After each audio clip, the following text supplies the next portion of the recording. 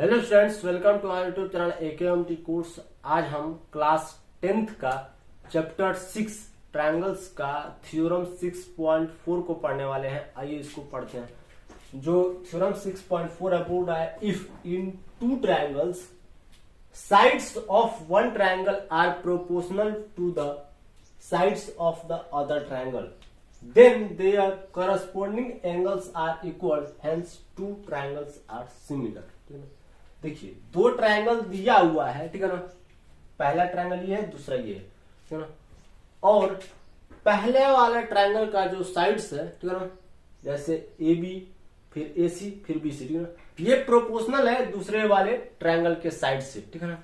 जैसे आपको बताया था मैं, जैसे AB इस वाले ट्रायंगल का साइड है, ठीक है ना। तो AB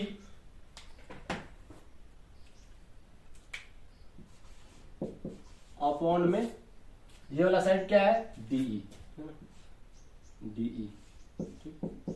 इक्वल टू ये AC साइड है और ये DF साइड है ना। तो AC अपॉन में DF इक्वल टू ये BC है और ये EF है, हो जाएगा BC अपॉन में EF, ठीक है ना। कहने का मतलब ये है कि जो पहले वाले ट्रायंगल का जो साइड है वो प्रोपोर्शनल है दूसरे वाले साइड से, ठीक है ना, दूसरे वाले ट्रायंगल के साइड से, ठीक है ना। कुछ इस प्रकार से, ठीक है ना। प्रोपोर्शनल मतलब देखिए यहां पास एक ब्रैकेट में एक और चीज लिखा था कि that is in the same ratio, ऐसे कुछ करके लिखा था, उसको मैं नहीं लिखा, ठीक है ना, क्योंकि उसका मतलब मैं जानता था, ठीक है ना। पहला वाला ट्रायंगल का जितना भी साइड्स है वो दूसरे वाले ट्रायंगल के साइड से प्रोपोर्शनल है, मतलब उसका जो तीनों साइड्स है ना कुछ इस प्रकार से, ठीक है ना, मतलब तीनों साइड्स का जो रेशियो है वो इक्वल है, ठीक है ना। कहने का मतलब ये है, ठीक है ना, जैसे ये वाला और ये वाला साइड्स का रेशियो ये बना, ठीक है ना, वो इक्वल है ये वाला और ये वाला साइड्स के रेशियो से, ठीक है ना। जैसे AC अपॉन में DF हुआ, ठीक है ना, ये वाला साइड, और वो इक्वल है बेस वाले साइड्स के रेशियो से, यानी BC अपॉन में EF के, ठीक है ना। ये इक्वल है, ठीक है ना, और ये गिवन डाटा है, ठीक है ना। अब हमको ये प्रूफ करना है कि अगर साइड्स का प्रोपोर्शनल पहला वाला ट्रायंगल का जो साइड्स है वो प्रोपोर्शनल है दूसरे वाले ट्रायंगल से, ठीक है ना, तो ये जो दोनों ट्रायंगल का जो एंगल होगा यानी करस्पॉन्डिंग एंगल होगा, ठीक है ना। जैसे एंगल A और एंगल D है, ठीक है ना, जैसे एंगल B और एंगल E है, और एंगल C और एंगल F है, ठीक है ना। ये सारे के सारे क्या है, करस्पॉन्डिंग एंगल्स है। तो ये जितने भी करस्पॉन्डिंग एंगल्स है वो सारे के सारे इक्वल होंगे, ठीक है ना। अगर इक्वल है तो ये दोनों ट्रायंगल क्या है, सिमिलर है, ठीक है ना। तो कुल मिला के हमको प्रूव ये करना है, टू प्रूव हमको ये करना है कि इस वाले ट्रायंगल का जो एंगल है और इस वाले ट्रायंगल का जो एंगल है, ठीक है ना, मतलब करस्पॉन्डिंग एंगल्स है वो क्या है, इक्वल है, ठीक है ना। अगर इक्वल है तो ये जो दोनों ट्रायंगल है क्या है, सिमिलर है, ठीक है ना। तो हमको कुल मिला के करस्पॉन्डिंग एंगल्स को इक्वल प्रूव करना है और लास्ट में लिख देना है कि अगर करस्पॉन्डिंग एंगल्स इक्वल है तो ये दोनों जो ट्रायंगल है वो क्या है, सिमिलर है, ठीक, लिख देंगे। तो यहां पास हम लिखेंगे टू प्रूव में angle A equal to angle D, हमको यही तो प्रूव करना है। एंगल A जो होगा वो एंगल D के साथ इक्वल होगा, ठीक, कॉमा, फिर angle B equal to angle E, ठीक, and angle C equal to angle F, ठीक। ये करस्पॉन्डिंग एंगल्स है, ठीक है ना। एंगल A का corresponding angle D, angle D के करस्पॉन्डिंग एंगल E और एंगल C के करस्पॉन्डिंग एंगल F, ठीक है ना। सारे करस्पॉन्डिंग है। अगर ये हमने प्रूव कर दिया, ठीक है ना, तो हम आसानी से कह सकते हैं, ठीक है ना, और लिख दीजिए चाहे एंड लिख दीजिए, ठीक है ना, कि ये जो दोनों ट्रायंगल है वो क्या है, सिमिलर है, ठीक है ना। यानी ट्रायंगल ABC जो होगा वो सिमिलर होगा ट्रायंगल DEF से, ठीक है ना। ठीक? अगर ये तीनों एंगल क्या हो गए, करस्पॉन्डिंग एंगल इक्वल हो गए, तो ठीक है ना, मतलब इक्वल हमको प्रूफ करना है, तभी हम कह पाएंगे कि ये जो दोनों ट्रायंगल है वो क्या है, सिमिलर, ठीक है ना। गिवन डाटा में ये दिया है कि उनके जो साइड्स का रेशियो है, ठीक है ना, या फिर ये जो प्रोपोर्शनल मतलब क्या इक्वल होते गया, ठीक है ना, उनका साइड्स का जो रेशियो है क्या है, इक्वल है, ठीक। ये गिवन डाटा है, ठीक। अब हम प्रूफ करते हैं, इसमें थोड़ा बहुत कंस्ट्रक्शन कर लेते हैं, उसके बाद प्रूफ करेंगे कंस्ट्रक्शन। तो कंस्ट्रक्शन में हम क्या करेंगे कि जितना हमारा AB है उतना ही हम एक DP लेंगे, है ना, और जितना हमारा AC है उतना हम एक डी क्यू लेंगे, ठीक है ना, और इसको मिला देंगे, ठीक है ना। जैसे कंस्ट्रक्शन में हम ये किए हैं कि मैं डायरेक्ट थ्योरी में ना लिख के मैं जो मेन मीनिंग है वो लिख देता हूं, ठीक है ना। A B equal to DP, मतलब जितना हमारा ए बी है उतना ही हमने डीपी लिया है, ठीक है ना। और जो पी पॉइंट है वो डीई पर है, ठीक है ना। अगर आपको लिखना होगा तो आप बकायदे पूरा अच्छे से लिख दीजिए, ठीक है ना। और जितना हमारा एसी है उतना हमारा डी क्यू है, और जो क्यू पॉइंट है वो है डी एफ साइड पे, ठीक है ना। और AC equal to D Q and join P Q, और हमने पी क्यू को ज्वाइन भी कर दिया, ठीक है ना। ये दोनों पॉइंट को हमने ज्वाइन कर दिया, ठीक। तो क्या बन गया, एक डी पी क्यू एक ट्रायंगल बन गया, ठीक है ना, हमने ज्वाइन कर दिया, ठीक। अब प्रूफ करते हैं।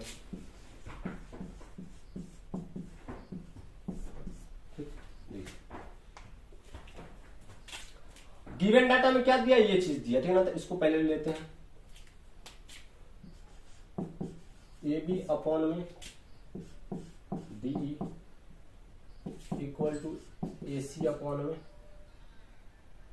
डी एफ, ठीक। गिवन डाटा, ठीक है ना। अब देखिए ए बी किससे इक्वल है, डीपी से इक्वल है, और एसी किससे इक्वल है, डी क्यू इक्वल है, ठीक है ना, बाई कंस्ट्रक्शन, ठीक है ना। तो हम क्या करते हैं, ए बी की जगह पे डीपी लिख देते हैं, डी तो ऐसे रहेगा ही, ठीक। और एसी की जगह पे हम डी क्यू लिख देते हैं, यहाँ पास डी एफ तो रहेगा, ठीक है ना। रीजन डाल दीजिएगा कि कंस्ट्रक्शन में ये सारा का सारा इक्वल है, ठीक है ना, बाई कंस्ट्रक्शन यहाँ पास डाल दीजिएगा ना, A B equal to DP और AC equal to D Q, ठीक है ना। ये चीज जरूर डालिएगा, ठीक है ना, ये कैसे इक्वल हो, ठीक है ना। अब इसको रेसिप्रोकल कर देते हैं, ठीक है ना, इसका रेसिप्रोकल कर देते हैं, ठीक। टेकिंग रेसिप्रोकल, ठीक है ना। और रेसिप्रोकल करने के बाद हम 1 माइनस भी कर देंगे, ठीक है ना। एंड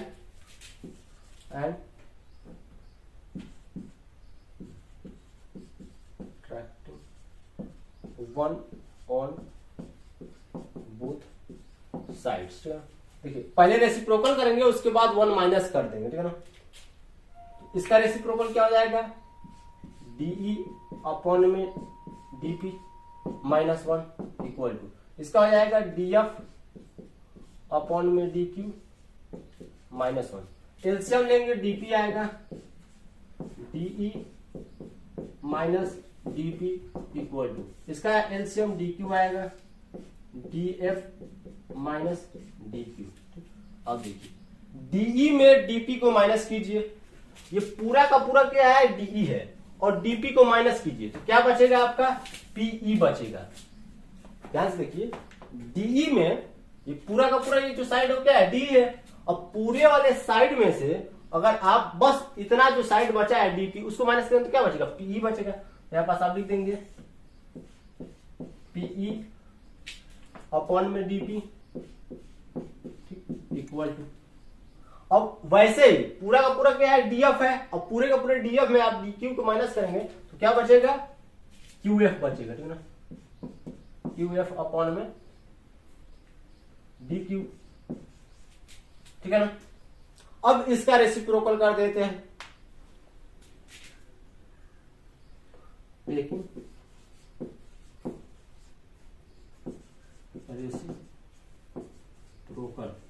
रेसिप्रोकल कर रहे हैं तो हो जाएगा हमारा यहां पास डीपी अपॉन में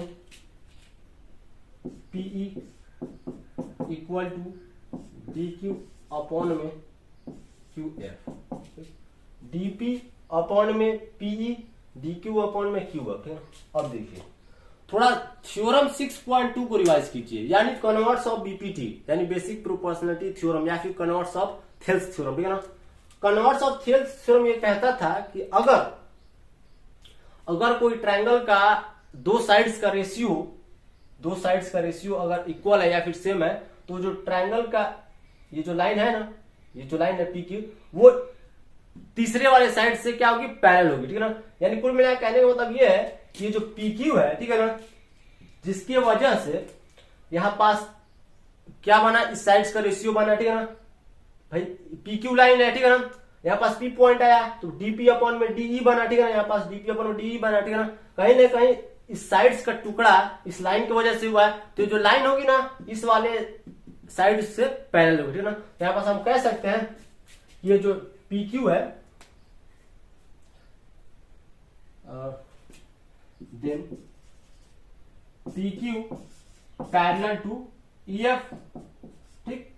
रीजन आपको क्या डालना है, थ्योरम 6.2 यानी कन्वर्ट्स ऑफ बीपीटी, ठीक है ना, यहाँ पास converse of basic proportionality theorem लिख लीजिए तो और अच्छा है, ठीक है ना, कन्वर्ट्स ऑफ बीपीटी। मैं तो थ्योरम 6.2 लिख देता हूं, ठीक है ना, दोनों लिख दिया, ठीक है ना। एक बार चेक कर लेता हूं आपको दिख रहा है कि नहीं दिख रहा है, दिख रहा है, ठीक है ना।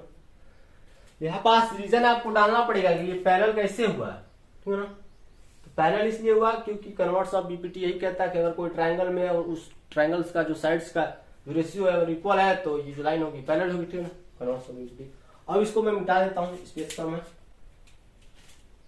स्क्रीनशॉट ले लीजिए।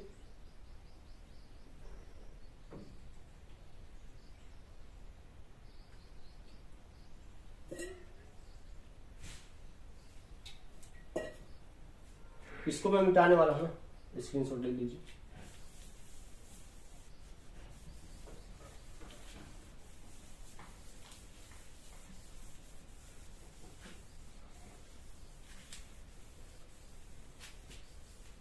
इसको भी मिटा देता हूं, इसका भी कोई काम नहीं।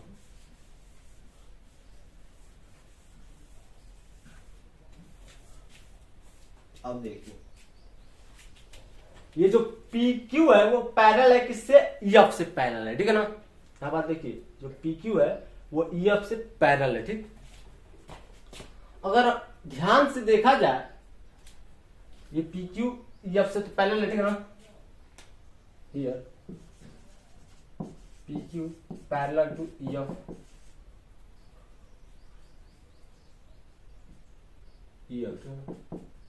ठीक, ये आपसे तो पैरेलल है, ठीक है। अगर ध्यान से देखा जाए तो ये जो हमारा ये वाला जो लाइन है ना, ठीक है ना, जैसे आपको एक एग्जांपल से समझाता हूं, दो पैरेलल लाइन में अगर कोई एक ट्रांसवर्जल लाइन इंटरसेक्ट करती है तो ये वाला जो एंगल होगा ना इस वाले एंगल से इक्वल हो जाता है, इसको बोलते हैं करस्पॉन्डिंग एंगल्स, ठीक है ना। सेम वही प्रक्रिया यहां पास हो रहा है, ये जो पी क्यू है वो ईएफ से क्या है, पैरेलल है, ठीक है ना।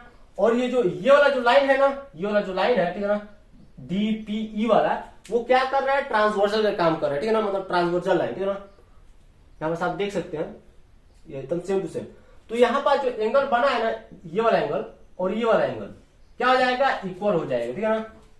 इसको बोलते हैं करस्पॉन्डिंग एंगल्स, ठीक है ना। यहां पर हम लिख सकते हैं then angle P equal to angle E, और सेम टू सेम, ठीक है ना, जैसे ही हुआ ना वैसे मान लीजिए कोई ये तो इस साइड से की अगर ऐसे कर दी तो ऐसे कर दी तो ये वाला भी एंगल और इस वाले एंगल से भी इक्वल हो जाएगा, ठीक है ना। यहाँ पर जितने भी करस्पॉन्डिंग एंगल्स है वो सारे इक्वल हो जाएंगे। वैसे ही एंगल क्यू इक्वल हो जाएगा एंगल एफ से, ठीक है ना। एंगल जो क्यू है वो एंगल एफ से इक्वल हो जाएगा, ठीक है ना। जैसे मैं अभी इसको मिटा दूं,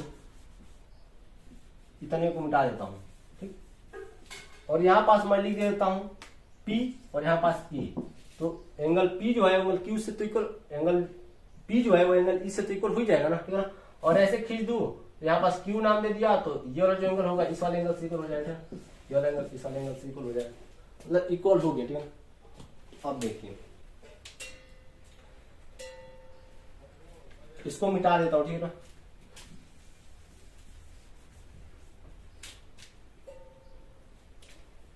अगर देखा जाए डी ई एफ ट्रायंगल में और डी पी क्यू ट्रायंगल में, ठीक है ना,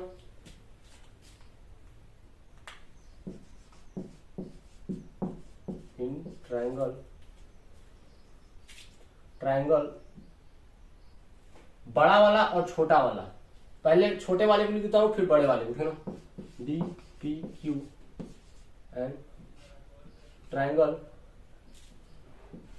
ट्रायंगल डी ई एफ, ये जो छोटा वाला ट्रायंगल है ये डी पी क्यू और ये जो बड़ा वाला ट्रायंगल है डी ई एफ, ठीक है। अगर ये दोनों ट्रायंगल में देखा जाए, ठीक है ना, तो एंगल पी छोटा वाला का और बड़ा वाला का एंगल ई इक्वल है। ऊपर हमने यहाँ पास रिजल्ट डाल दीजिएगा करस्पॉन्डिंग एंगल, ठीक है ना, करस्पॉन्डिंग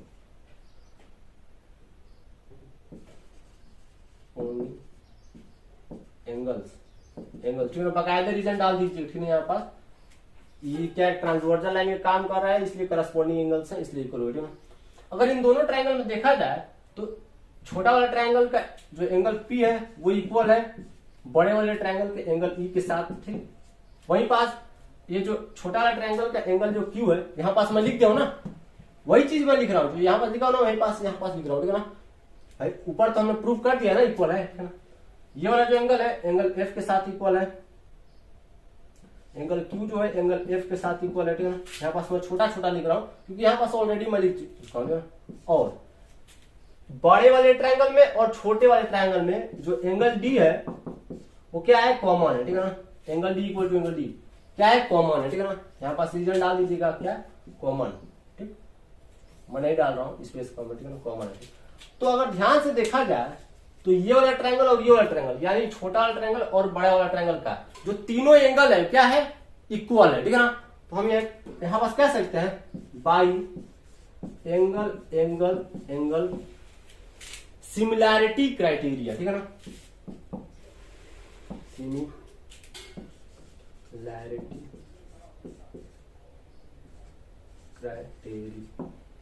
क्राइटेरियन, ठीक है ना। देखिए अभी मैंने थ्योरम 6.3 को सॉल्व किया था, उसमें एक चीज बताना भूल गया था कि थ्योरम 6.3 को ही हम एंगल एंगल सिमिलैरिटी क्राइटेरिया कहते हैं, क्योंकि उसमें यह चीज बोला था कि अगर कोई दो ट्रायंगल का करस्पॉन्डिंग एंगल इक्वल है तो जो दोनों ट्रायंगल होगी वो सिमिलर होगी, ठीक है ना। अब इस वाले थ्योरम के हम क्या कहेंगे, इस वाले को बोलेंगे side side side side side similarity criteria. यहां पास पहले बोलता हूं, इस वाले थ्योरम को हम बोलेंगे side side side similarity criterion, है ना। साइड साइड साइड का उस वाले को बोलेंगे, देखिए दो चीज बोलेंगे, ठीक है ना, angle angle angle similarity criterion और डबल ए यानी एंगल एंगल सिमिलैरिटी क्राइटेरिया, ठीक है ना। वहां पास दो चीज होगा, ठीक है ना। क्यों कि कोई भी ट्रायंगल का अगर दो एंगल इक्वल है तो तीसरा ऑटोमेटिक इक्वल हो जाएगा, ठीक है ना।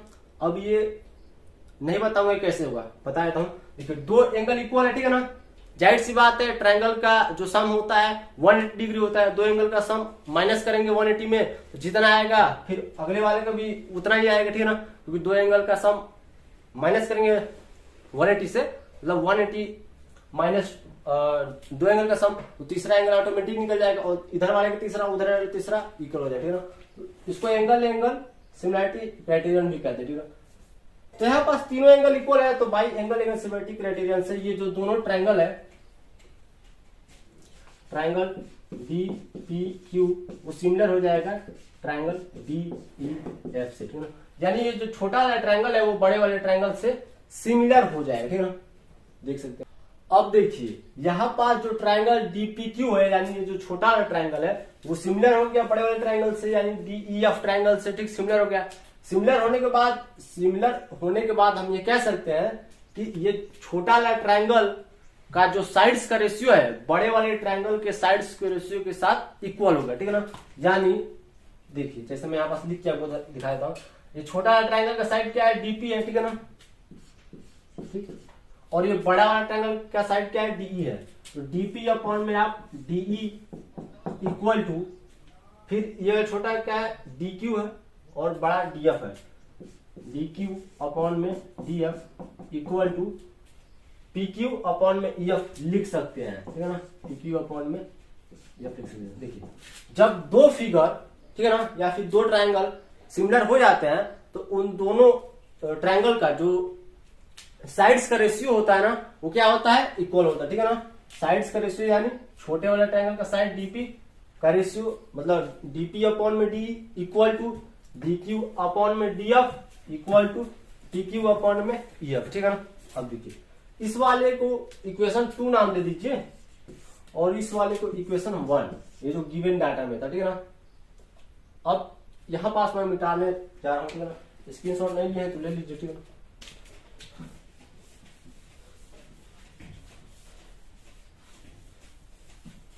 इक्वेशन 1 और इक्वेशन 2 में यहां पास अगर ध्यान से देखा जाए, ठीक है ना, इसको रिप्लेस कर देते हैं, ठीक है ना। इस वैल्यूज को अगर आपको रिप्लेस करना है तो कर सकते हैं। जैसे डीपी के जगह पे आप एबी भी लिख सकते हैं, ठीक है ना। यहाँ पास रिप्लेस करके मैं आपको दिखा देता हूँ, ठीक है ना। इसको रिप्लेस कर लीजिए। अभी इसको इक्वेशन 2 नाम मत दीजिए। जैसे डीपी किससे इक्वल है, एबी से इक्वल है, तो इसको आप रिप्लेस करके ऐसे भी लिख सकते हैं, एबी अपॉन में DE equal to D Q को एसी लिख सकते हैं, एसी अपॉन में DF equal to PQ. PQ तो है ही नहीं है कुछ, ठीक है ना। पीक्यू किसी से इक्वल है ही नहीं है, बस इसको पीक्यू रहने दीजिए, पीक्यू अपॉन में ईएफ, ठीक है ना। इसको इक्वेशन 2 नाम दे दीजिए, ठीक है ना। अब इक्वेशन 1 और इक्वेशन 2 को देखिए, ठीक है ना। यहाँ पास इसको मैं मिटा देता हूँ। इक्वेशन 1 और इक्वेशन 2 को जब आप देखेंगे ध्यान से, इसमें आपको एक चीज दिख रहा होगा कि जो एबी अपॉन में डीई है, यहां पास भी एबी अपॉन में डीई है, ठीक है ना। एसी अपॉन में जो डीएफ है वो इक्वल है, यहां पास भी इक्वल है, ठीक है ना। मतलब एसी अपॉन में डीएफ है, ठीक है। बचा क्या ये वाला बीसी अपॉन में ईएफ, और यहां पास क्या बचा पीक्यू अपॉन में ईएफ, ठीक है ना। तो ये दोनों चलो इक्वल है, खत्म हो गया, ठीक है ना। तो ये भी तो इससे इक्वल है और यहां पास भी तो ये इससे इक्वल है, ठीक है ना। तो हम यहां पास कह सकते हैं फ्रॉम इक्वेशन 1 एंड 2, देखिए जब एलएचएस इक्वल हो जाते हैं तो आरएचएस ऑटोमेटिक इक्वल हो जाता है, ठीक है। तो इतने को आप ले लीजिए एलएचएस, ठीक, और यहां पास भी इतने को आप एलएचएस ले लीजिए, ठीक है ना। कोई सा भी एक लिख सकते हैं, ठीक है ना। दोनों मैं इसलिए लिख दिया क्योंकि दोनों यहां पास इक्वल ही था, ठीक है ना। इतने को आप एलएचएस ले लीजिए, फिर इतने को एलएचएस ले लीजिए, ठीक है ना। देखिए एलएचएस क्या है, इक्वल है, ये इसको आरएचएस मानिए, ठीक है ना। इसको आरएचएस, इसको आरएचएस। तो जब एलएचएस इक्वल है तो आरएचएस ऑटोमेटिक इक्वल हो जाएगा, ठीक है ना। तो मैं बस कह सकते हैं कि from equation 1 and 2 BC upon में ईएफ, इक्वल टू इक्वेशन 2 का हो जाएगा पीक्यू अपॉन में ईएफ, ठीक। तो कैसा है इक्वेशन 1 और इक्वेशन 2 की मदद से, ठीक है ना। देखिए इतने को एलएचएस लीजिए, फिर एक कोई एलएचएस लीजिए, ठीक है ना। ये इसको आरएचएस में रख दीजिए, इन दोनों में कोई एक एलएचएस ले लीजिए, उसको आरएचएस में रहने दीजिए। एलएचएस इक्वल हो गया, आरएचएस ऑटोमेटिक इक्वल हो जाएगा, ठीक। इसको मिटा देता हूं। ये वाला बड़ा काम का चीज है, ठीक है ना। इसको मैं कहीं नोट कर लेता हूं। एंगल जो पी है वो एंगल ई के साथ इक्वल है, ठीक है ना। इसको मैं कहां पास नोट करूं, यहां पास नोट करके लिख देता हूं, ठीक है ना। देखिए इसके बाद वाला प्रोसेस हो रहा है ना, तो इसका काम आए, मतलब इसका यूज होगा, ठीक है ना। इसलिए मैं यहां पास लिख देता हूं, ठीक है ना। Angle P equal to angle E, angle Q equal to angle F, ठीक। अब इसको मैं मिटा देता हूं।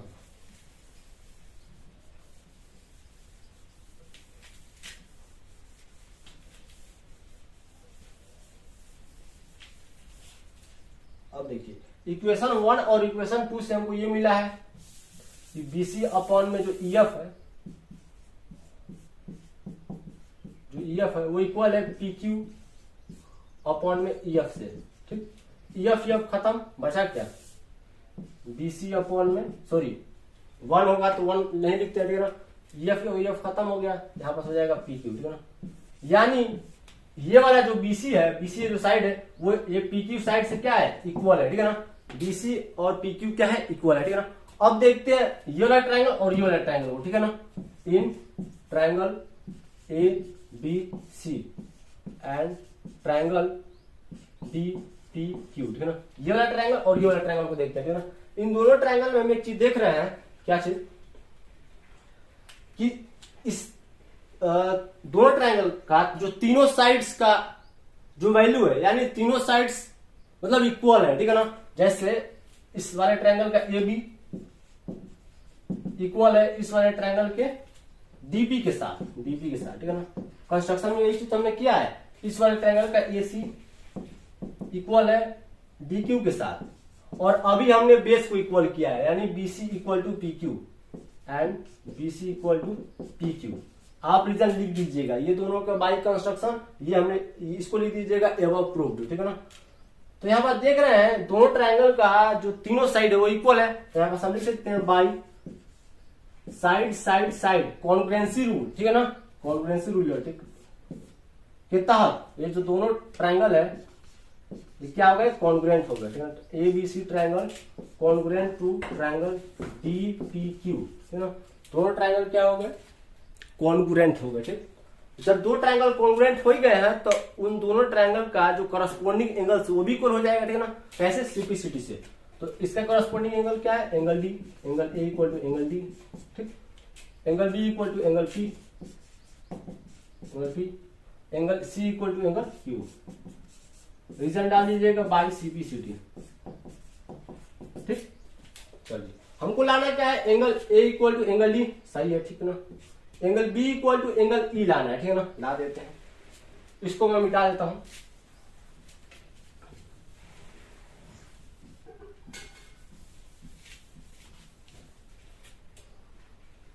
देखिए ये जो एंगल B है यहां पास, ठीक है ना, वो P से इक्वल है, और P किससे इक्वल है, E से इक्वल है। हम यहां पास लिख सकते हैं एंगल B जो होगा वो एंगल E से इक्वल होगा।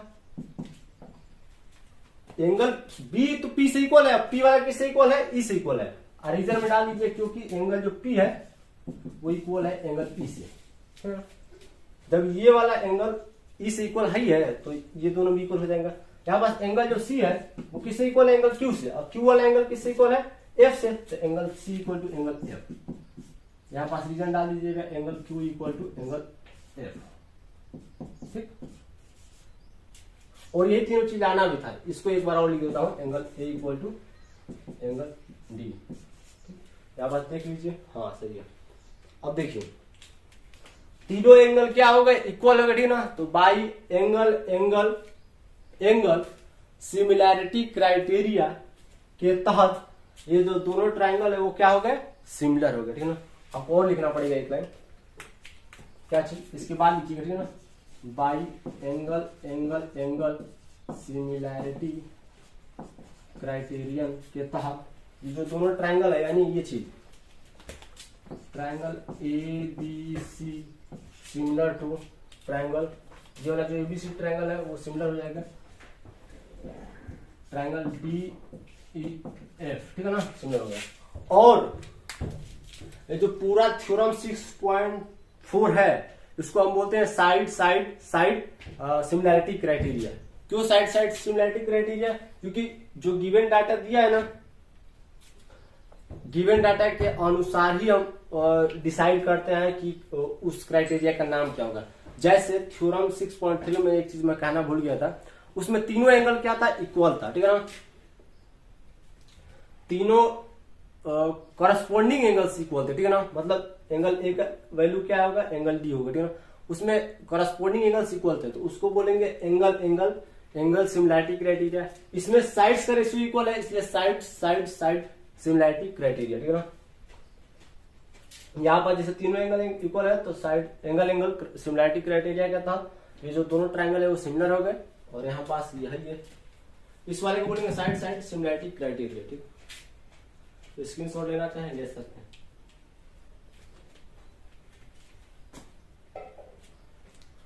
अगर वीडियो अच्छा लगे तो हमारा चैनल AKMT कोर्स को सब्सक्राइब कीजिए, लाइक कीजिए, कमेंट कीजिए, शेयर कीजिए। मिलते हैं अगले वीडियो में अगले क्वेश्चन के साथ।